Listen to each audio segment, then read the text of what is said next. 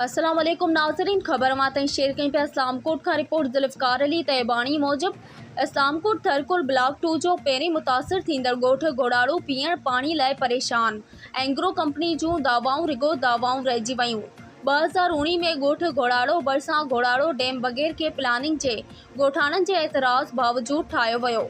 सिर्फ़ 2 हंधनि तां दीवारूं ॾेई खारो पाणी छोड़ कयो वियो, जंहिं सबबि ॻोठ घोड़ाड़ो सवे जो तड़ आले जी दाणी फोटे जी दाणी समेत 5 ॻोठ मुतासिर थिया।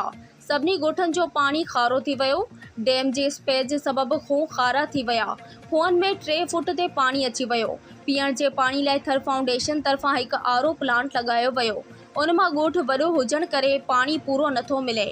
ॻोठाणनि लक्ष्मण साजन ऐं मलूक कैलाश मेंगवाड़ सुलेमान लुकमान ऐं हाजी अयूब ऐं ॿियनि दाईंदे चयो त असां मुसलसल दावो कंदा पिया अचूं, पर कंपनी तोड़े चूंडियल नुमाइंदा ख़ामोश आहिनि। असां आला अमलदारनि खां मुतालबो था करियूं त नोटिस वठी असांखे असांजा जाइज़ हक़ ॾिना वञनि।